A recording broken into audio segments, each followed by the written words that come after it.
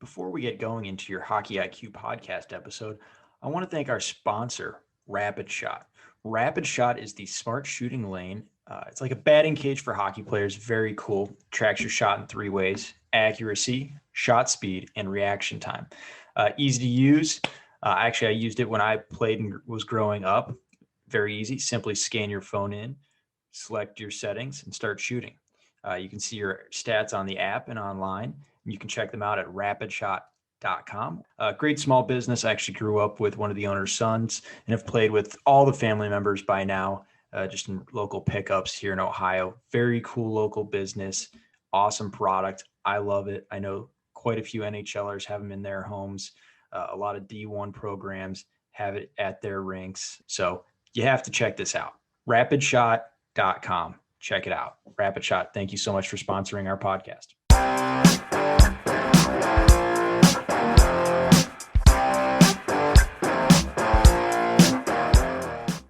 On the Hockey IQ podcast today, we're bringing on Lance Pitlick. Lance runs onlinehockeytraining.com. Also had a successful playing career himself in the NHL and played for the Gophers. And both of his sons have gone on to some nice careers and are continue to have some right now. It's got to be nice having at least one boy back in his home state. Yeah, no, actually, both of them are here. My youngest plays for the University of Minnesota. He's a freshman playing there, and my oldest plays for the Minnesota Wild. Then I got a nephew that plays in Calgary for the Flames, and I also have a niece that plays locally here, Division I at St. Thomas University. So we got a few Pitlicks out into the old hockey world recently, so it's been fun. A lot of time still watching hockey. Yeah, it's awesome to have family close. Has to be absolutely amazing. So I'm curious, talking about family, what do you think it is about maybe Minnesota or the Pitlick family that grows professional hockey players, it seems like, on trees? Well, I wouldn't say that they're on trees, but we've had my older brother and I, our kids have they gravitated toward the sport. And in Minnesota, much like Canada, if you don't play hockey, you're the weirdo, because everyone plays hockey in Canada and Minnesota. So I think that helped. But because I had played at a pretty high level, obviously, that and you see a lot of former NHL players kind of, a little before me, a little after me, that their kids now are playing in the NHL. Kachucks, Domies, the list goes, it's a pretty big list. So I think we know what it takes to, kind of travel that path. And I think we can get the kids in front of the right people earlier if that path is there, or that passion is there. Because if it's not there, then it's not going to work. And then it's about really just all of the things that they do in addition to their team practices and games. That's what's going to propel them to those higher levels. So it's a journey, but there's an enormous amount of work, and the only people that can put that in is the athletes or the person chasing whatever it is they're chasing. They can get all the information, but if you don't have action and a pretty consistent, strict routine, they're not going to get there. So you mentioned knowing what it takes, and I feel like everyone kind of has an idea of what it takes, but I'm assuming you have the true behind the curtain. What does it truly take? Maybe you can illuminate for our audience here, what does that truly mean, or what are some serious key elements that people maybe aren't thinking about or wouldn't understand or do need to understand if you want to chase this dream? Yeah, well, I doubt many of your subscribers or listeners know that I didn't play my first NHL game until I was 27 years old. So I was a late one, and that doesn't happen very often. Once you're labeled a career minor leaguer, it's hard to get that break. So I think that that helped me in kind of keeping the faith and being able to pass on that message, not only to my kids, but to the players that I've coached and trained over the years. So yeah, and the University of Minnesota, they were the only school that offered me a scholarship. I never went on a recruiting visit anywhere else. I never had another conversation with another school. They offered me a half a scholarship, and I said to play hockey and go to school right down the street. All right, I'll do that. So I don't know if I wasn't very smart or just was really, really passionate. I think a little combination of both. And, that kind of, those experiences that you go through, those tough ones where you have to have full commitment for a long, long period of time. It's easy to, tell that message to others that, have that same goal, set on their horizon. Yeah, and I think what you mentioned was there's going to be bumps in the road. That's almost a guarantee, unless your name's Connor McDavid. And even then, broken wrist and some different things. Everyone has their own bumps. But for us mere mortals, and the majority of us hockey players out there really scratching and clawing to stay in the game and play at the highest level possible, there's going to be a lot of setbacks. Do you have any examples that stick out in your mind of something that you push through? Maybe you've got one where maybe you didn't handle it the right way, and then you've got another one where you handled it the right way. It really helped you push forward. Well, another thing most people don't know is that I was probably a healthy scratch or injured the same amount of games that I played.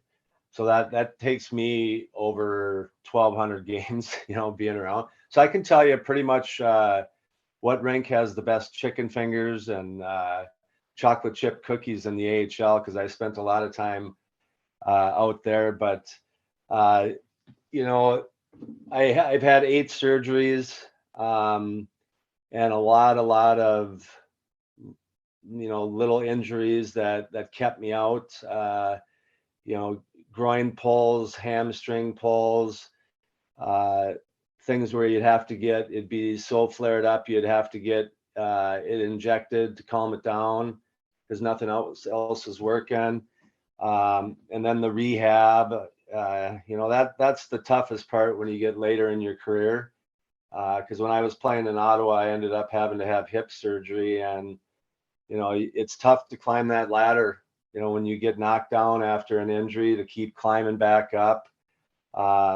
Probably the toughest one, to answer your question, is in '92. I was on the Olympic team tour with Team USA, and that's when the year Eric Lindros, his first year on that tour, and him and I just had battles. But anyways, I don't know if I would have made the final team, but a month before the Olympics, it was right after Christmas. It was, we're getting pretty close, where I broke my leg in practice, and I couldn't go to the Olympics. That's when I was playing in Hershey. They weren't using NHL guys. They were using AHL or college guys. And so that was a big disappointment. So went home and, rehab that, went back to Hershey.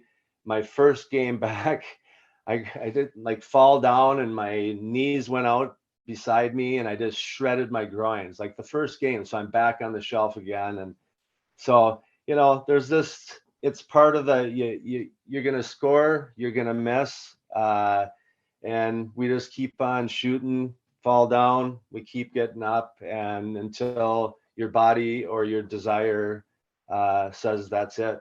So I was just so grateful for the career that I had, and the people that I was able to meet along the way, to play with, and to be amazed at the ones that I played against. So it's great how fun the sport is, and love that we live in Minnesota. Love that the NHL is here, and we're right next to Canada.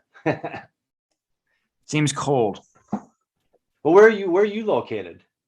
Columbus, Ohio. Oh yeah, you're a little south. Yeah. Okay. Well, for some reason I think you're Canadian. Maybe just because you guys got really good content. Maybe I'll take that as a compliment. I mean, the Canadians do a Yeah. nice job here, but I do some stuff with USA Hockey, so I'm not sure that they'd be happy to hear that. All right. You can just edit that out of the old podcast. No, it's all good. We leave all the good stuff in. Doesn't matter what it is. But I want to dive into maybe some technicals, because obviously you're focusing right now on training hockey players. And I think if I remember correctly, stick handling is one of your expertise. That's my area of focus, is stick skill development, stick handling, passing, shooting. And all of my work is done off the ice, in your garage, basement, or backyard. I don't know if anyone has a bigger database, but I have a database of off ice drills that just exceeds 1,200 now, and they're organized into individual progressive practice plans or training modules that players can access. They watch a short video where I'll give them an explanation with a demonstration. They go try it for a few minutes, come back, get the next drill, and then move on. So that's what I've developed. But my primary business, where I'm in front of kids, is I do private 1 or 2 players at a time lessons, off ice stick skills lessons at my house. So they'll come over. I'll give them a workout for an hour with, basically working the program, testing maybe some new drills that I'm experimenting with. And then if there's something that they want to work on in preparation for their next game, we'll spend a few minutes on that. So hockey's a huge part of my life, still to this day. But what's awesome is that I actually train more female players than I do male now. And it's been like that for about 3-4 years. But almost all the players that I train, I never have seen them skate like for years. But because they just come over and wearing tennis shoes, and unless they're on TV or something, I never see them play. But I can tell that they're good by what they can do in my little world. So, and I've gained a knowledge that I don't think many people have, and that's to take pretty much any age player. I mean, I don't train anyone under, 6 is about the youngest I'll go, and they have to be, the mom and dad have to convince me that he's got the attention span. But all the way up to players that are playing in the NHL. And I can challenge the really gifted, the ones that have put a lot of work in, and then I can take this kid that hasn't really held a stick much and move him from A to B pretty quickly. And if they buy into starting to do a little more organized training at home following my online program, the progress is pretty remarkable. So what are some of the keys to great stick handlers? Like, what on a technical base do great stick handlers do that separate themselves from the average, or maybe someone who's beginning? How can they elevate themselves? What kind of techniques are they having, stiff upper hands where they're really hard on the stick with a soft lower hand? Are they rolling the puck out the back? What does that look like?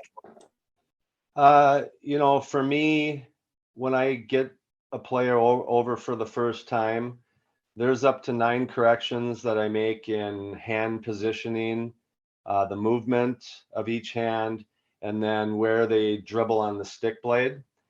So that can tell me a lot. And one of the biggest ones, and this is when they're dribbling in front of the body. That's it. Okay. I can tell all of the things from that. So the biggest key is where their top hand is positioned in relationship to their body, because I get a lot that come over. The correction is called top hand hip lock, where their top hand is outside of their hip, outside of the body, outside of the hip. And that's an adjustment that I make. So I push their top hand. So if they're a left-hander, I'll push their top hand so it's out in front of their left hip flexor, let's say. And there'll be room for you to fan your other hand in between your top hand and your body.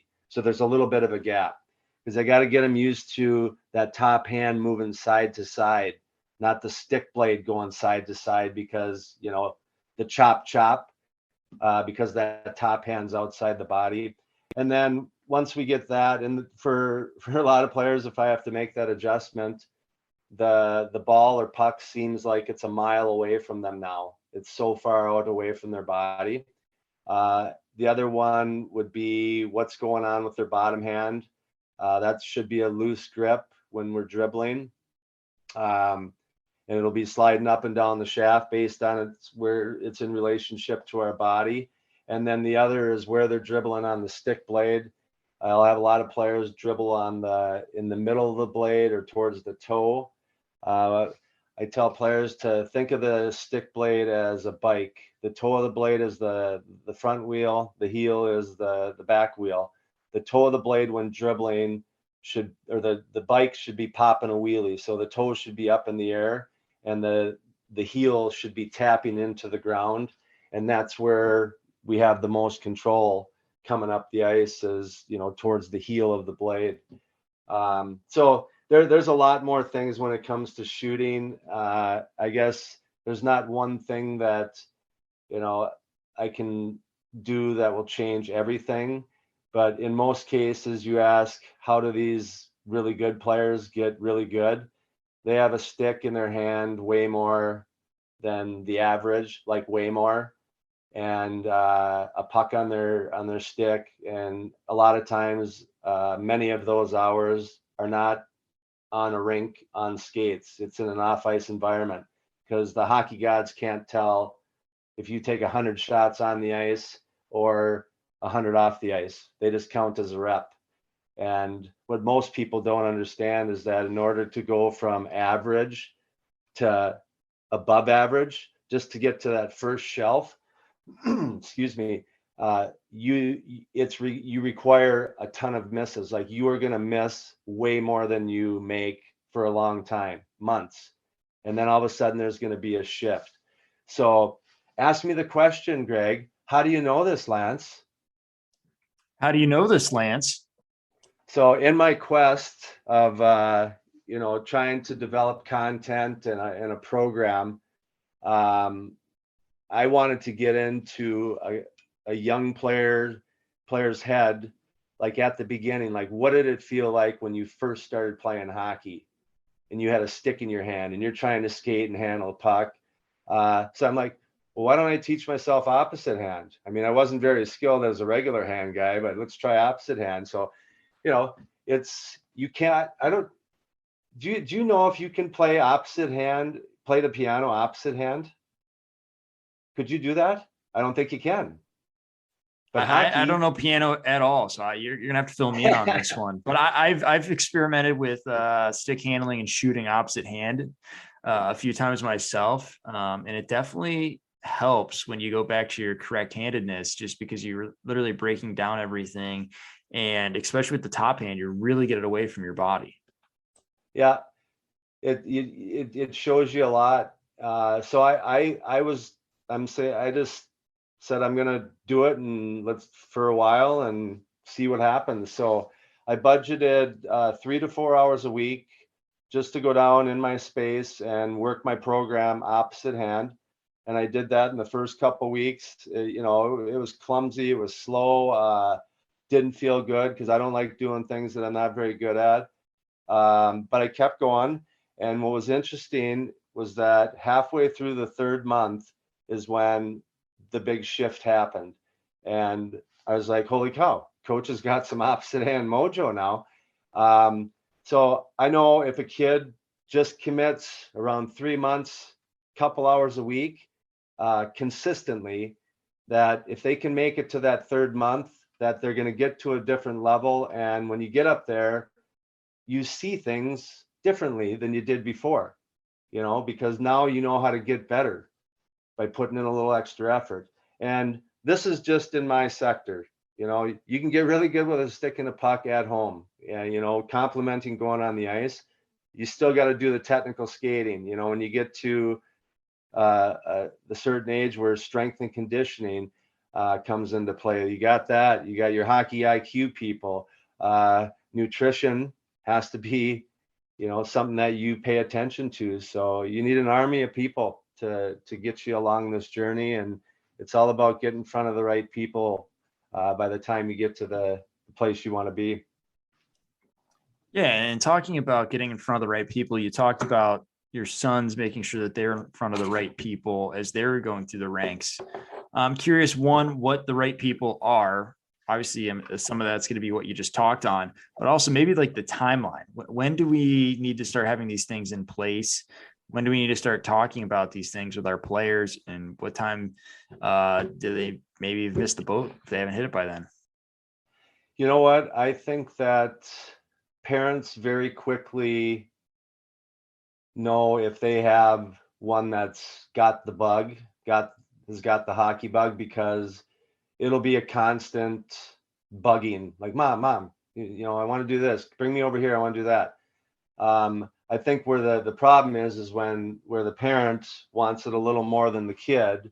And then, you start forcing things on. But, for me, like I said, I get some kids that come here as young as 6 years old, and they're super passionate about it. And I can't tell that they're that young because, of how good they are. But I think that every person, every coach that's out there should know where their ceiling is. I know where my ceiling is, and I found out that because my boys have been working with Adam Oates and for a few years, and I went down and watched him training the group and went out to lunch, and I knew where my ceiling was with that guy. But with that being said, I can't do what he does. Don't want to do it. I can't do it because I didn't experience it. But he needs guys like me and gals that can get a player to a certain level where they can accept what the Belfrays and the Oateses are teaching these players. Because if you don't have confidence, the confidence with the puck where you can maneuver around the ice with your eyes up more than they are down, working with Belfray or any of those guys isn't really going to help. You have to get that. It has to be such an extension of your hands. I think Oates said it. I think that's where the first time I said it, but he said the hockey stick and the puck are as important to a hockey player as the cane is to someone who has lost their vision, how they navigate around. We're lucky we get the eyes, and we should use them once in a while, but we should think like a blind person and start feeling and hearing those beacons that are out there, but we just don't notice them because not many people have taught us how to do that. So what are some of those beacons? What are some of those cues and things that players should be attuning themselves towards? So what I have players do is I'll have them dribble, either in the forehand side or in front, wherever, and then I'll have them close their eyes, and then I'll ask them to listen. And I don't do any lessons without tunes on, but most of the time I'll turn the tunes down or off completely so they can hear it. And then I'll have them dribble, try to move the puck more towards the toe as they're doing this. And their eyes are still closed, and then see if they can tell the difference between what it feels like at the toe towards the heel. Because anytime a ball or puck hits your stick blade, it sends a vibration up the shaft of the stick to your hands to tell you where it is on the blade. The vibration's weaker towards the toe, stronger towards the heel. So that vibration, that beacon is stronger, a stronger signal when we're from the mid to heel opposed to mid to toe. That's really cool. And you mentioned Adam Oates, and he's working with some of the best players in the world. You'll have to get him on the podcast here at some point. But before that, have you had him? Have you had him on a guest? No, I'd love to have him on as a guest, though. I think he'd be a wonderful person to have on and talk about all this kind of stuff, because he was a truly cerebral player who was an unbelievable playmaker. And I think he thinks about the game differently than most, which I think is absolutely fascinating. I'm wondering what your experiences have been from him or things you've learned from him. Very little. My kids are at the age where they're on their own journey, and as much as I'd like to really dive into everything that he's doing and what he's teaching all these players, I've been focusing on my stuff, and it's been a huge learning curve for me just to stay on top of what I've been doing. But eventually I am going to get to it because I'm starting to chip away at things where once I do, I'll gain a little more time back. But I will say this, he is one of the greatest hockey minds I have ever spoke to. He's an amazing person. I think everyone in the world should meet him once because he's as unique as they come. But man, did I learn a lot, and was inspired to be just a little bit better. Yeah, shed some light onto what you've learned. I'm curious, and I feel like everyone else is going to be asking the same question as they're listening to this episode. I don't know if I no. I asked him if I the one time before I left him, I said, Adam, I'm in front of kids every week. I mean, boys, girls, really good, just at the beginning of the journey. I said, if there's one thing I could tell them from Adam Oates, what would it be? He said, you can't do enough work on the backhand. So and it's interesting that he said that because that's what I've been preaching for years since I've been doing this, that if you care about your forehand more than your backhand or an equally amount, you're going to be completely different because most players, they for some reason don't practice on it enough. And there's still coaches today that are instructing players to keep the puck off the backhand in games, but during practices, they do absolutely nothing to develop that backhand. Like, let's have a practice where every drill, you can only make passes on the backhand. Is that going to hurt anyone? So I'm pretty passionate about the backhand, that same thing. I want players to become mega learners and to care about their backhand way more than they do now. So there's your Adam Oates little tidbit. So obviously you're passionate about the backhand. I'm curious as to why you're so passionate about it. Obviously you can open your range and you have more options, but are there benefits beyond just that? I guess if you want to be average, then yeah, don't worry about it. Just do whatever comes natural. But if you want to have a chance to, to play on the top teams in your area, to go on to play in the USHL or the North American League, to play college hockey, you have to have a really good backhand because that's a puzzle piece that's on the table. And guess what? There are a lot of people all over, a lot of players all over the world that you're going to be competing against that have a wicked backhand. So it's your choice. You want to try to compete with the top players? What are they doing? If you don't, then you know what you're going to get. Probably average. So when you're developing your backhand over forehand, is it just repetition of doing passes and shots, or is there a specific way, especially with that large library you have, that you like to attack working on a backhand or building up someone's backhand? Because obviously it's a key piece. I mean, Crosby's got almost a straight stick because he values it so much, and I believe Oates is very similar as well. What are the key pieces into this? Well, that people think it's just the shooting. I mean, it's the passing. I mean, it's keeping the puck in your possession. And a lot of times it requires a backhand pass. And if you can't, you turn it over, you're playing on defense. So that's huge. In tight, there's the technique is pretty similar as far as what happens. And once you get it, it's just trying to perfect it.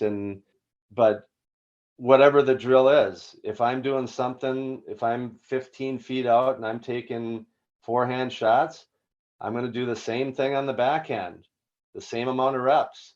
So that's how my program works. Whatever we do on the forehand, there's going to be a backhand equivalent. And then also I've added, once they get into the main part of the program, an opposite hand drill or two. So, they're getting those new brain connections being made on the opposite side of the brain. And like you said, there's nothing better than when you go from opposite hand back to regular hand. And what's interesting is when I was filming the program, there would be times where I'd get stuck and I couldn't, there's some drills where I got to shoot 4 or 6 pucks in a row in succession. And I don't like to miss. So I'll sit there and go until I'll get 6 in a row or whatever it is, and I'll get stuck. And if that happens, I'll rest for a minute and then I'll do the drill, a couple minutes opposite hand, and then go back to regular hand. And every single time I get it. So that's a teaching thing that I do with players, that if they get stuck on something, they're getting frustrated. All right, let's do it opposite hand a little bit here. And then we go back and then things smooth out, or they usually get it. So there's another little golden nugget for people to try. That's what we're looking for. A lot of good nuggets here, and as small of time as possible, right? We're value guys. So I actually hope a few of my ex-players are listening to this, because they always thought I was crazy whenever we would stick handle opposite handedness towards the end of our stick handling progressions. And then I'd finally have them go back. They're like, oh, this is great. But like, if you do it enough, like, they just don't see it. And it's amazing how fast it occurs, even if they suck at their opposite handedness, how much it improves their normal handedness. And they always thought I was crazy, but you've experienced the exact same thing of how powerful that little trick is. Yeah, we're weirdos, you and I. So that's good. It's interesting, when I started doing it, maybe like in the summer, that's where I'm really busy, because all my college players are, the ones that I've been working with a long time.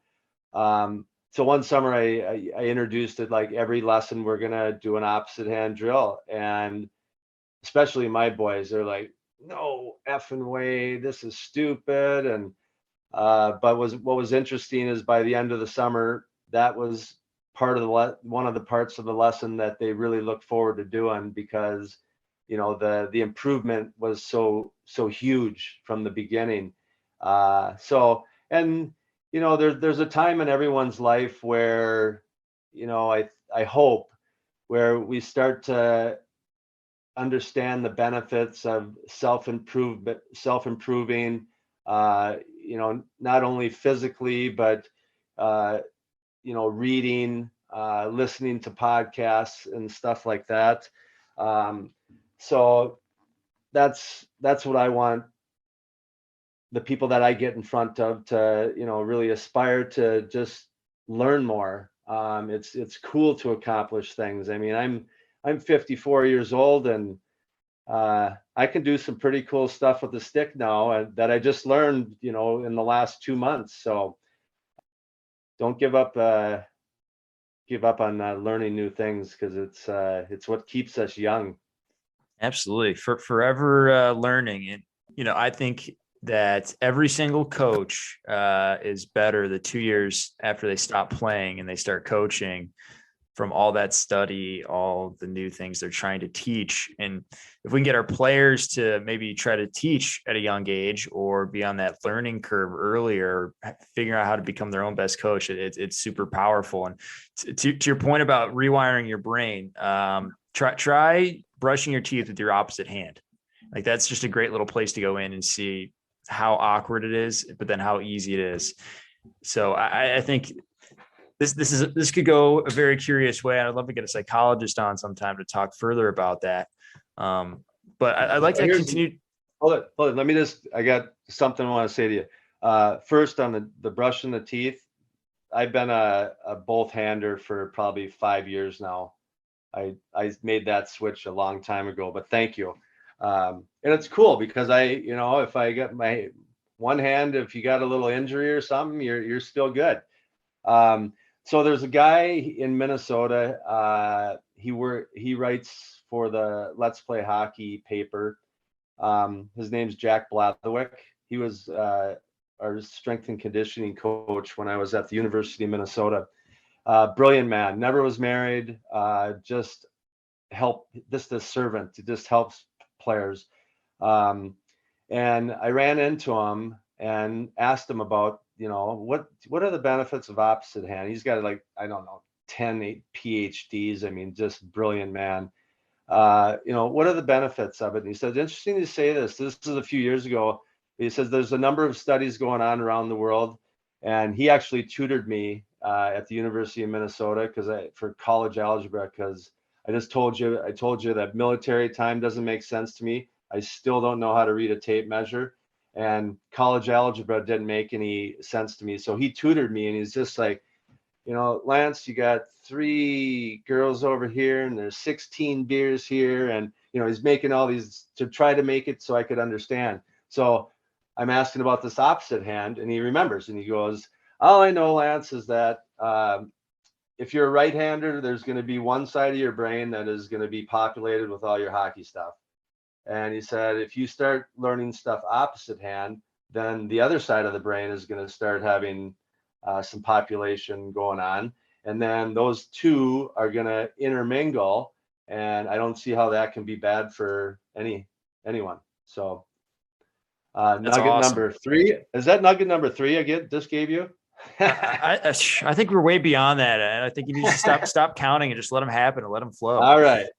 Get in that flow state that we all aspire to. Yes. So you mentioned a little bit earlier about going from the NHL to this coaching and how you continuing to learn. And it seems like you've had some struggles. And maybe you found, and I'm curious if you have found that, like, just because you played in the NHL, NCAA, a high level hockey, that it doesn't exactly mean you're a good coach. Like you need to put in the work, and there's a lot of things that go into coaching that you just flat out didn't see or didn't think of. And I'm curious your thoughts on that. Oh man. Yeah. I was, if you play in the NHL and you have a kid that wants to play hockey, you do not have a choice. You have to coach. And I didn't want to embarrass myself. So, I did all the certification classes, and where I really got lucky is the first 2 groups my oldest was associated with had coaches that were just amazing mentors to me. This Mike coach, the very beginning, he just came right up to me and he said, Lance, I know you played in the NHL. He said, I've never played past, like peewees. He says, but I own this age group. I can't go anywhere past this age group, but this age group, I'm great, and I'd love to share what I've learned. And he did. His name is Dave Rotman. Another guy was Mark Kowalski. So yeah, I was lucky. And then that happened. I learned how to be just in the moment when you're on the ice, which you have to be with 4 and 5-year-olds. Because you have to be so energetic, and then just the enthusiasm. So I guess that just kind of fanned the learning flame, because now you're doing it for others. And I started because I didn't want to embarrass myself. I ended with trying to help others. And so that's what I just did. But the challenge back then was there wasn't YouTube yet. Like it is today. There was an Instagram. So your places to learn were books and DVDs, movies, if you went to seminars and stuff, in-person meetings. So it was a little more, took a little more time to learn. But yeah, I just really became a student of the game. And I hope that if people would think of me, as a coach, that they know that I came prepared every time, and with the best intentions, with their long-term development in mind. Talking about videos and DVDs, I was a big Sean Skinner guy growing up, so I can talk on that subject all day long. I remember going to the rink in the old minivan and the old DVD players, which I don't even think they make DVD players anymore. They're like old relics. But I remember watching those and just getting so passionate about going to the rink and playing. And not now. There's a lot of resources. Obviously, we're trying to do good stuff with the podcast, newsletter, and even I'm on Twitter, rambling way more than I probably should be. But it's amazing how the times have changed. And I'm curious, and it might be a little far fetched from your memory, but what was that like going from being an NHL player? Like, did you have that moment where like, yeah, I've been here before, I know my way around a rink? Or did you start very humble in your background? Like, I'm an idiot when it comes to coaching, because I've come across both. And it's very interesting to see how different people approach the situation. No, I was scared, much like when I played in the NHL. I was scared every game, every practice. Yeah, no, that's what really fueled me, and also just to not embarrass myself. But once you start understanding, kind of the process, your process of acquiring information, and then I think that I was pretty good at practice planning over time, where we optimized the ice pretty good. And then, I expected a lot out of my assistant coaches. They weren't just cone pushers. They were given something to specialize in for the season, and that's what their focus was, to bring to the kids week after week. So, I put a lot of time in, like a lot of other people, but it was others that helped me along the way, early on, that really kind of got me pushed in the right direction, to where at one point it was a shove that is like, go, you're different now, where, I don't do much now. It's high, I in my space here, Greg, I've created a space where people come here, they pay me money, and I know more than everyone that ever comes there. So why would I want to be in that space and to be able, and they want to know what I know. So I just got to tell them and show them, and then they're here for an hour and then the next group. So if the lessons that I do that are the most impactful for me now are the first lesson when I get in front of a kid, because I can change their trajectory, and that's impactful. So I wouldn't have to go on vacation, because I'm in paradise right here most days. That's awesome.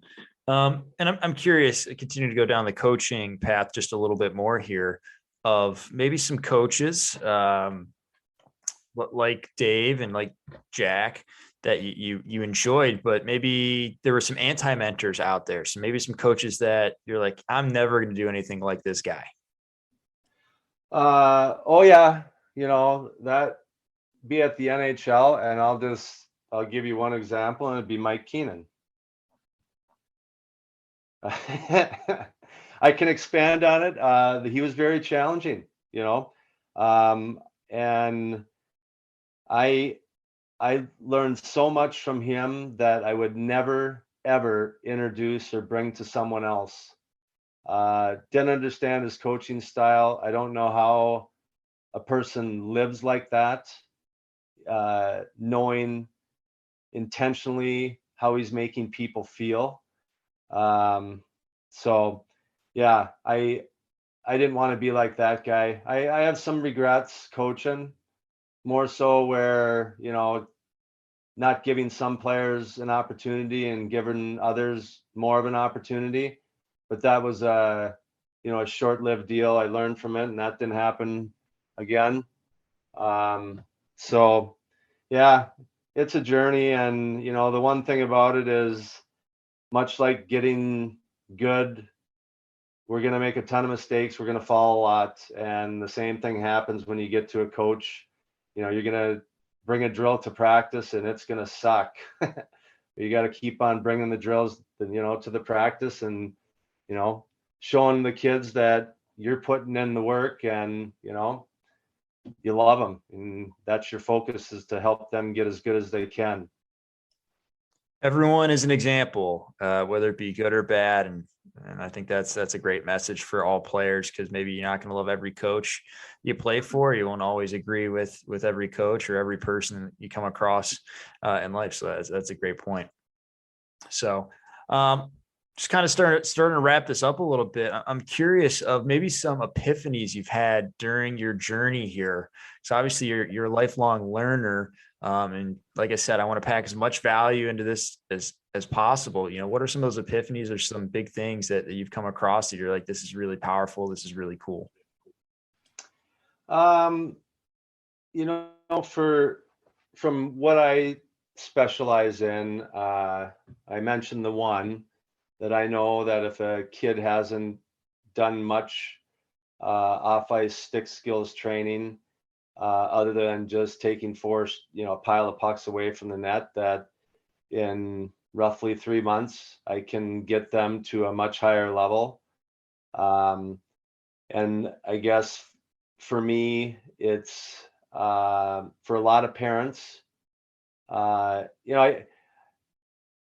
you go into something to specialize, there's a point in time, if you're around it enough, that you'll get to a point where you kind of know that you've gained some knowledge that most can't get unless they put in the same amount of hours, and not many people are willing to do that. So I now can confidently say that in an off-ice environment regarding stick skills, I'm a master coach.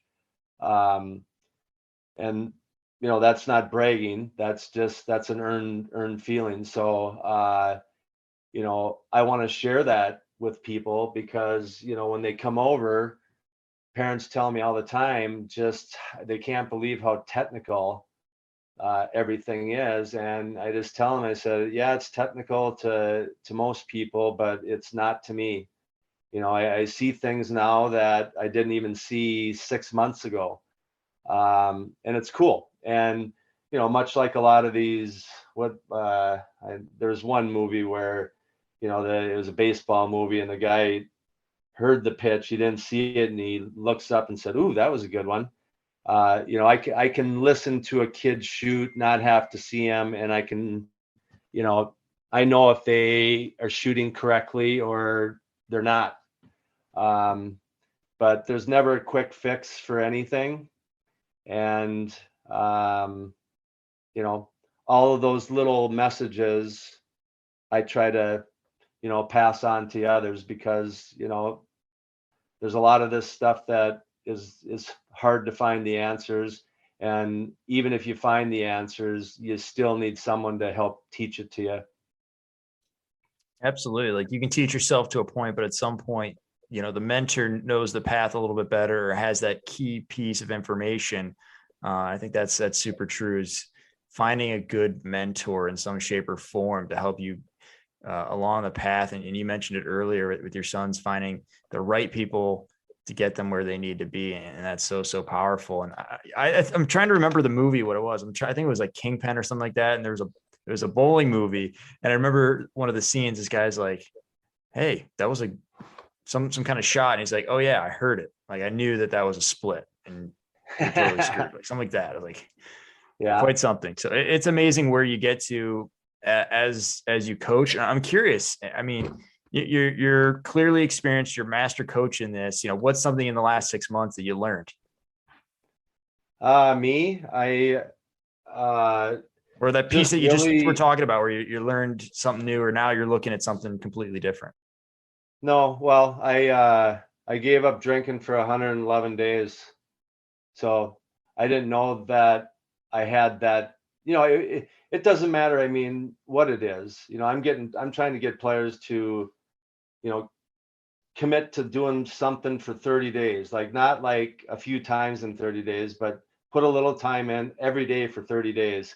And I did that, but in doing so, I also accomplished in that same time period some other things, some film stuff, learning about these podcasts, how to produce it and distribute it and stuff like that. But I did a lot of heavy lifting last winter and spring with my online hockey training program and our new kind of website and messaging. So I emptied the tank there. So now I'm kind of just taking a break, and now I'm going to focus more on hearing other people's stories as I'm starting a podcast in a few weeks in the new year. Exciting times, I gotta say. It was for me when I started, and upgrading to a new mic and all that fun stuff. So it's quite fun, the journey and the people you're talking with. So I'm excited for that to come out, and eventually hopefully be on there as a guest as well. There's just not enough good quality content out there for people to find on this stuff. Well, thank you very much. I've enjoyed speaking with you, and happy holidays. Well, I hope you enjoyed that episode. I know I did. So before we let you go, though, we'd like to remind you to please like our podcast, subscribe to it, give us a follow, and share this with all the hockey people in your life. We really appreciate growing this community, this podcast. Remember, we also have a newsletter, the Hockey IQ newsletter as well. Really excited to continue to grow this. So please help us grow this further by liking, subscribing, following, and sharing with everyone. So appreciate you all. Take care.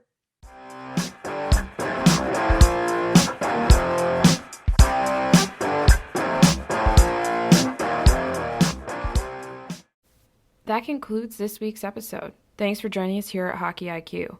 If you haven't already, take a quick moment to hit that subscribe button, give us a thumbs up, and drop a review. If you want to be a great teammate, even recommend us to a friend. You can follow us at Hockey's Arsenal on Twitter and Instagram. Check out the website, hockeysarsenal.com, where you can subscribe to the weekly newsletter. You won't regret it. Catch you beauts here next week for a brand new episode.